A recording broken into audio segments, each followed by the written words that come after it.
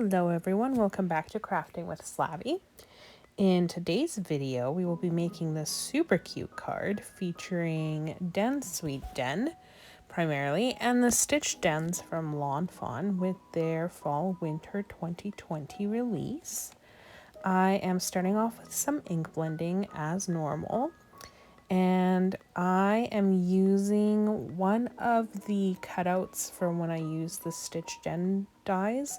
Instead of just throwing out the scraps, I am reusing them to back the very last die and create kind of a night sky, which you can see there.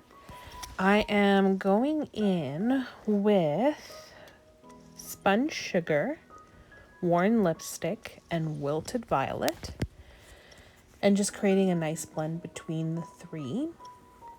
And then for the wood grain stitched dens, I did use the wood grain backdrop die, which I will also link down below. And I used Vintage Photo, and then I went around the edges with Walnut Stain, and I did that to the furthermost and the forwardmost layers with the backdrop dies, because I was trying to create like a dimensional space for this little family to live in. And when you move the card, you can kind of see that each little room has its own space within the card, which I really love. I feel like that effect kind of gets lost on camera, but I just, as soon as I saw the Stitched Den dies, that's what I wanted to use them to create, and I'm just getting around to making that card now, which I'm totally okay with. I got there, and yeah, I had a lot of fun with this card. It didn't actually take that long to assemble, which was really great. So if you are looking to create a nice dimensional card that doesn't take forever, this is a really nice alternative for that. Okay, so darkening up those spots. And I did the same thing with the furthermost layer. And then the two middle layers, I went in with Fired Brick and Aged Mahogany, which I think is quickly becoming my favorite red color combination for distress ink blending. It's just very Christmassy, and I feel like it's perfect. And it was one of these layers that I used the cutout piece to make my sky. So once I went all around everything with Fired Brick, I again just went around the edges with Aged Mahogany to give it that dimensional look and also to darken it up. I find that Fired Brick isn't quite dark enough on its own, but Aged Mahogany is almost too dark if you just use that primarily. So I really enjoy that dimension rather than using just a red piece of cardstock. Okay, so as normal, I'm gonna step back and let you enjoy the coloring, and I will be back to chat more in a little bit.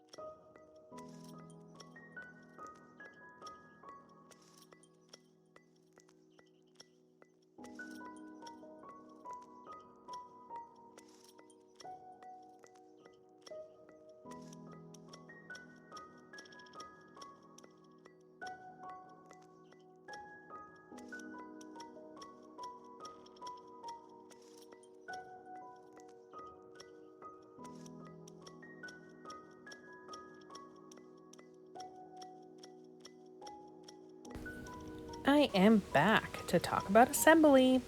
So I lined up my sky panel just direct, and I glued it directly on the card base.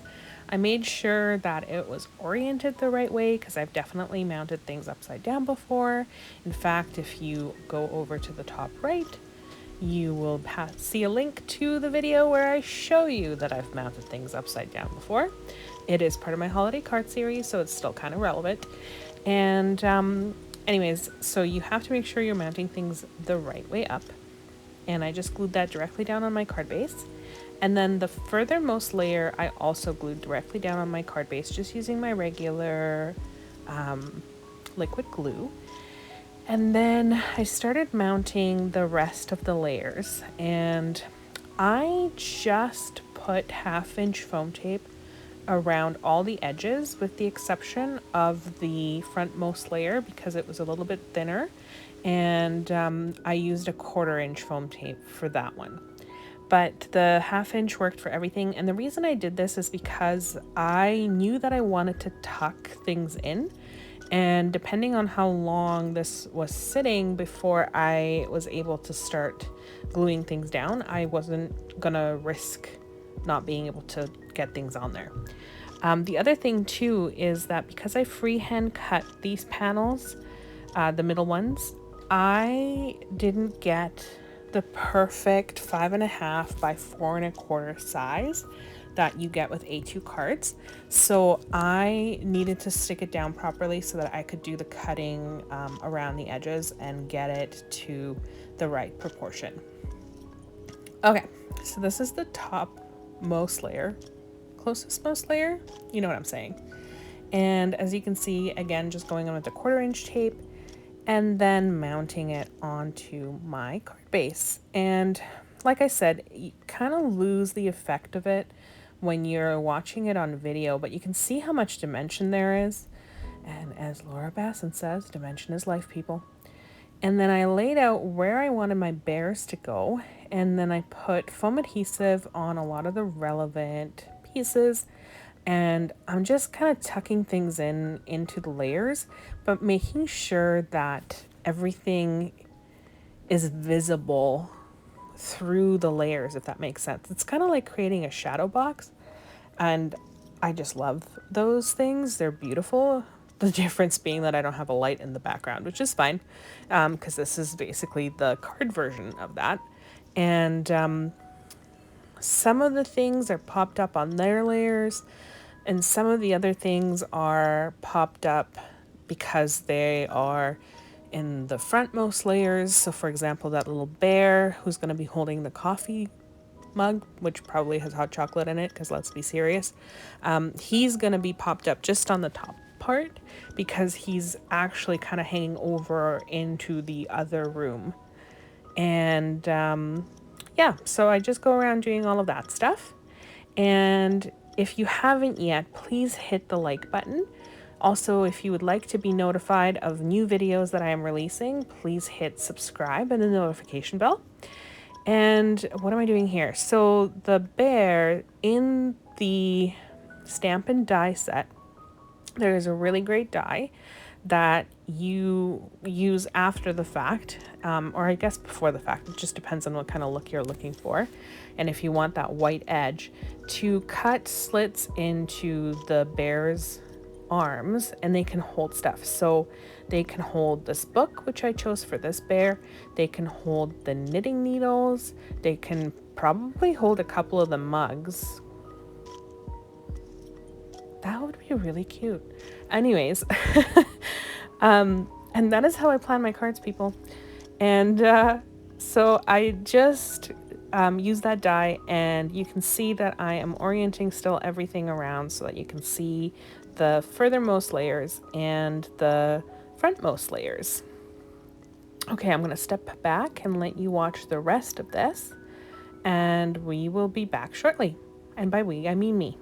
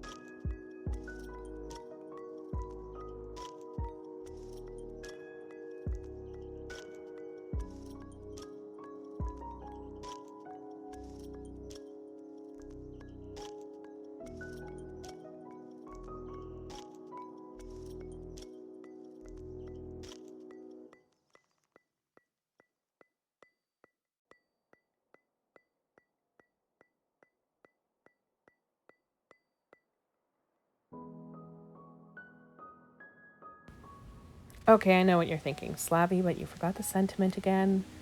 Kind of, but it works out because it was going to go on the outside of the stitched ends, so it's fine. I found a sentiment from Den Sweet Den that is really punny with the berry cozy Christmas, and I just love that pun so much. And I used my red Recollections paper from Michaels, and I gold heat embossed my sentiment and sub-sentiment on it. Cut it out using the Everyday Sentiment banners, and I mounted 1/4 inch foam tape on the back and then just adhered them to my panel. And that was it. That's my card. I'm going to zoom in and let you see the full effect of the layers.